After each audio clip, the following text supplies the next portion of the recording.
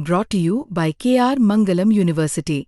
We provide you the platform to turn your dreams into reality. Give wings to your aspirations with KR Mangalam University.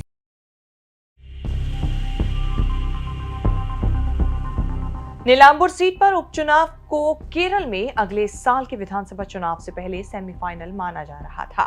Congress का UDF गठबंधन तो आसानी से लगातार लोकसभा चुनाव में शानदार जीत हासिल कर रहा है, लेकिन विधानसभा चुनाव में दो झटके लग चुके हैं। नीलांबुर की जीत कांग्रेस के लिए बड़ा बूस्टर मानी जा रही है, ऐसे दौर में जब पार्टी गुटबाजी के चंगुल में फंस रही थी। नीलांबुर वायनाड की ही सीट है जो राहुल गांधी और प्रियंका गांधी का किला बन चुका है।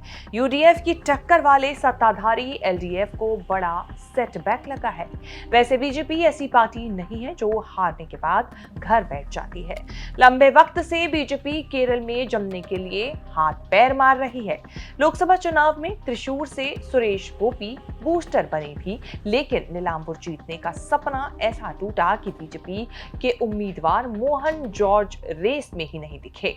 बीजेपी के लिए मैसेज ये गया कि जंग अभी कांग्रेस और लेफ्ट के बीच चल रही है। बीजेपी फिलहाल ऑल्टरनेटिव के लिए तैयार नहीं है। नीलांबुर में जीत कांग्रेस के आरेदान शौकत की हुई। रनर अप लेफ्ट के एम स्वराज बने। कांग्रेस का गेम बनाने और लेफ्ट का खेल खराब करने का काम किया पूर्व विधायक पीवी अनवर ने, लेकिन बीजेपी नंबर 1, नंबर 2 या नंबर 3 पर भी नहीं टिकी। केवल 8,648 वोट लेकर चौथे नंबर पर टिके बीजेपी के मोहन जॉर्ज। बीजेपी इससे खुश है कि उसका वोट शेयर पहले से बड़ा है। नीलांबुर में कांग्रेस वो कर पाई जो बीजेपी नहीं कर पाई। कांग्रेस ने एक सीट के उपचुनाव को केरल को पी विजयन सरकार के खिलाफ जनादेश टेस्ट बना दिया। नीलांबुर लेफ्ट की जीती हुई सीट थी। विजयन के 2 टर्म के कार्यकाल में पहली बार लेफ्ट कोई जीती हुई सीट हारी तो बड़ी सनसनी मची हुई है। एंटी इनकम्बेंसी चल रही है, ये मैसेज पूरे केरल में फैल रहा है। नीलांबुर का बूस्टर कांग्रेस में ऐसे काम कर रहा है कि एके एंटनी ने भविष्यवाणी कर दी कि उपचुनाव के बाद विजयन की एक्टिंग सरकार बस टेक्निकली सत्ता में है।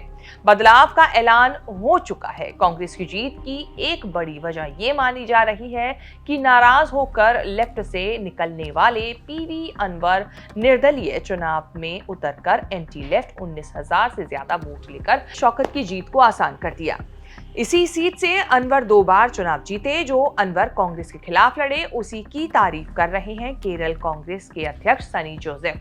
कहा कि जिसे इतने वोट मिले हों उसे नजरअंदाज नहीं किया जा सकता। उपचुनाव के बाद ये चर्चा जोर पकड़ रही है कि चुनाव तक पीवी अनवर कांग्रेस या यूडीएफ में शामिल हो सकते हैं। सनी जोसेफ ने कहा कि राजनीति में कोई भी दरवाजा स्थायी रूप से बंद नहीं होता, बंद दरवाजे भी खोले जा सकते हैं। अनवर ने कहा कि यूडीएफ को तय करना है, आई एम अवेलेबल।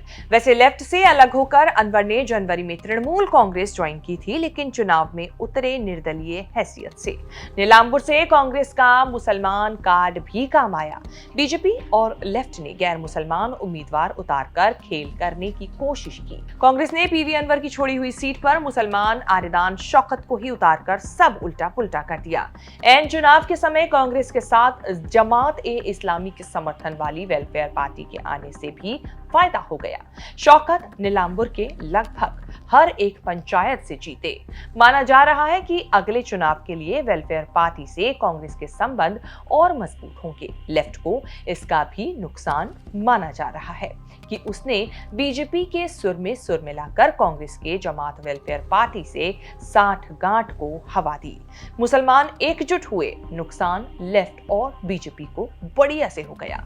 उपचुनावों से बीजेपी के लिए कहीं अच्छी खबर नहीं आई। गुजरात की कड़ी सीट को छोड़कर कहीं बीजेपी नहीं जीती।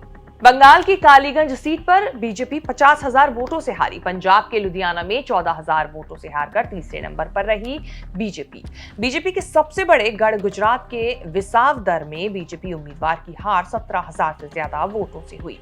शेष भारत में इस रिपोर्ट में इतना ही। उम्मीद है ये रिपोर्ट आपको पसंद आई होगी। इसे लेकर आपकी क्या राय है, कमेंट सेक्शन में जाके हमें अपनी बात जरूर बताएं और इस तरह की खबरें आगे भी देखने के लिए बने रहें न्यूज़ तक के साथ।